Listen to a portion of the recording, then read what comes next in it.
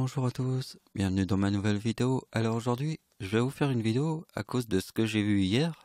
Donc en fait, j'ai vu cette vidéo qui parle du grand filtre. Donc c'est par rapport à en fait notre existence et pourquoi on n'a aucun contact avec les extraterrestres, pourquoi on n'arrive pas à avoir de contact avec des civilisations. Et il y a toute une théorie sur le grand filtre. Bon, moi sur le coup, quand j'ai vu la vidéo, j'ai plutôt écouté, mais les idées, je les ai eues après. Maintenant, je vais vous expliquer mes idées par rapport à la théorie du grand filtre. Donc, vous voyez le titre de sa vidéo, allez la regarder, je la mettrai en lien dans la description. Et voilà. Donc, on passe à la suite.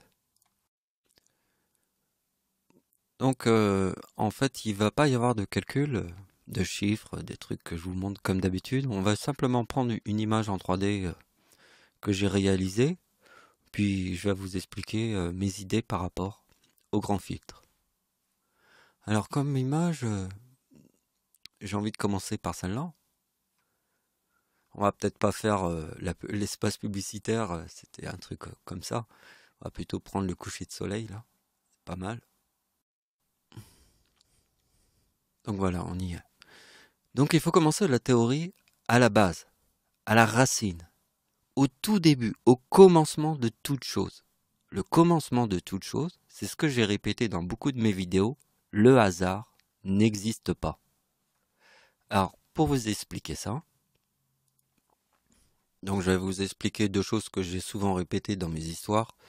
On va prendre comme exemple, en fait ma mère est née en Tunisie, et à l'époque, toujours, hein, on est fâché avec ma mère, mais comme ça, je rentre dans une agence de voyage sans penser que ma mère est née en Tunisie. En 2010, j'étais athée et en 2011, je crois en Dieu. Et j'arrive en Tunisie le premier jour du Ramadan, juste après la grande révolution, parce qu'en Tunisie, la seule grande révolution était en 2011. Je suis arrivé juste après la révolution, le premier jour du Ramadan, et ma mère est née en Tunisie. Le hasard n'existe pas. Par exemple, je vais choisir mes vacances en République dominicaine et 6 mois après, il y a le séisme en Haïti.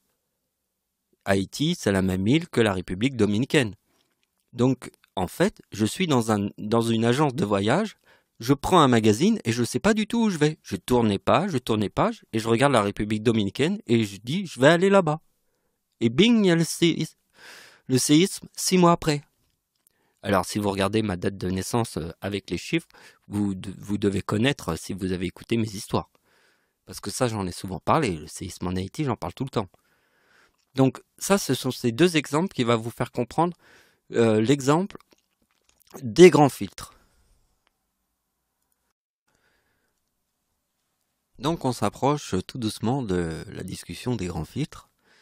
En fait, si je vous ai expliqué le hasard n'existe pas à l'instant, c'est parce que en fait, ce phénomène vient de se reproduire. Parce que en fait, j'ai compris qu'en fait j'avais vu des documentaires que j'ai en fait. C'est les chaînes qui sont en rediffusion. Il y en a plein. J'ai plein de chaînes que je peux regarder, mais je ne sais pas pourquoi. J'ai pris ma télécommande et j'ai regardé celle-là. Le hasard n'existe pas parce que j'ai pris ma télécommande parmi tous les choix que j'ai. J'en ai plein des choix. Hein. Je peux voir plein de trucs en rediffusion. J'ai pris ça et j'ai regardé ça. En prenant ma télécommande comme prendre un magazine et chercher une page. Et donc l'information que j'ai vue, c'est un petit peu un documentaire qui ressemble un petit peu à Théorie Alien, qui parle des anciens astronautes qui en fait les extraterrestres seraient venus sur Terre à l'époque et ils auraient créé les pyramides d'Égypte et tous ces trucs-là.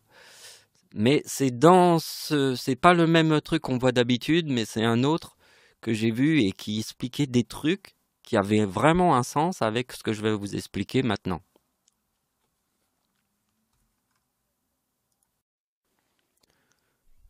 Donc je suis désolé, j'ai pas noté le nom du documentaire que j'ai vu il y a pas si longtemps. C'est pour ça que je vous ai dit, hein, les liens, ils arrivent pas par hasard. Mais je vais essayer de vous l'expliquer comme ça, de mémoire. Donc en fait, ça traitait le sujet de la taille des pierres des monuments de l'époque.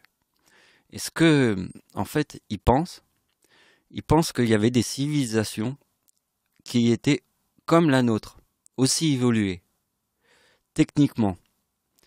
Et ils peuvent même penser que c'est des extraterrestres ou des gens qui venaient d'une autre planète, mais des grosses civilisations techniquement qui peuvent déplacer des pierres de plusieurs milliers de tonnes. Parce que en fait, d'après eux, ils pensent que qu'en fait, ils voulaient expliquer quelque chose par rapport à des monuments qui ne peuvent pas s'effacer. Par exemple, si on disparaissait, notre civilisation disparaissait, il resterait qu'une seule chose sur Terre, les pyramides d'Égypte. Parce qu'elles sont faites pour durer et dépasser toutes les civilisations qui étaient là avant. C'est-à-dire toutes les civilisations, elles s'éteignent, mais les pyramides, elles restent toujours là. Si nous, on disparaissait, il resterait rien de nous. Juste les pyramides d'Égypte. J'ai trouvé cette théorie très intéressante.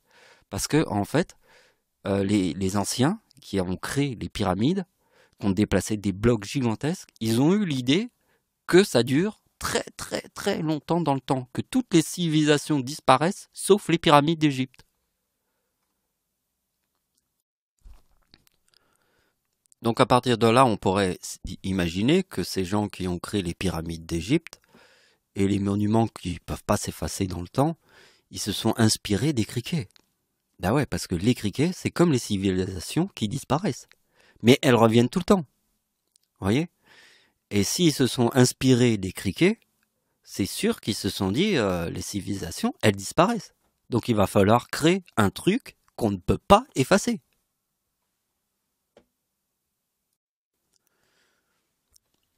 Donc je vais vous expliquer le dernier exemple, et puis après on aura fini. Donc, on a vu les criquets. On a vu que c'était comme des civilisations qui disparaissaient. D'accord? Mais qu'elles revenaient toujours. Prenons un exemple sur la chose la plus importante qui se trouve sur Terre, c'est l'eau. D'accord? Donc, l'eau, elle va sous terre.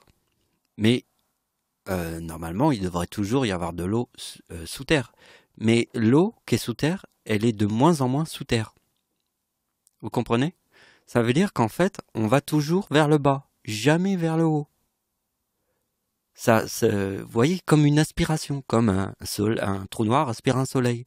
C'est-à-dire que on va toujours vers le même sens. C'est ça que j'essaye de vous expliquer, c'est que l'eau qui est sous terre ne reviendra plus.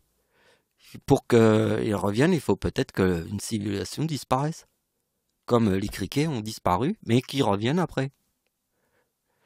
Donc c'est peut-être ça la théorie, parce que l'eau est l'élément le plus important qui se trouve sur Terre. Donc c'est l'eau qui nous explique tout. L'eau qui est sur Terre ne revient plus. Pourquoi elle ne revient plus? Parce que ça va toujours dans le même sens, vers le bas. Comme la rivière descend les montagnes. Ça va toujours dans le même sens. Donc on a fini la discussion des grands filtres. Alors avant de finir la vidéo, Pépère, je vais vous montrer les derniers trucs que je fais en 3D. Alors ça j'avais j'avais fait quelques trucs, mais là j'ai quand même bien compris le truc. Vous voyez, j'ai créé ce jardin totalement en géométrie node procéduralement. Vous voyez, c'est vraiment donc vous voyez, oh pardon, vous voyez c'est fait tout est fait avec des nœuds. Vous voyez, c'est ça les nœuds. Et donc on crée le terrain avec des nœuds. Au mieux de le créer voilà comme on fait d'habitude. Alors donc là c'est vraiment quelque chose de tout nouveau pour moi. Je commence à m'y mettre hein, parce que là j'étais dans les bones, ça veut dire le squelette des personnages. C'est compliqué le squelette, hein, c'est un truc de dingue. Mais là je commence un nouveau truc qui m'intéresse beaucoup. J'ai mis du temps hein, avant de m'y mettre, mais là hier j'ai vraiment mis à fond les trucs. Et franchement il est bien le jardin. Créé totalement avec des nœuds. C'est juste des nœuds. Vous voyez? Ça s'appelle la géométrie. Donc voilà, bah c'est la fin de la vidéo. Je voulais vous montrer un truc voilà, plus gai, plus sympa, plus cool pour finir ce grand sujet de ouf. Allez, merci de m'avoir suivi, au revoir.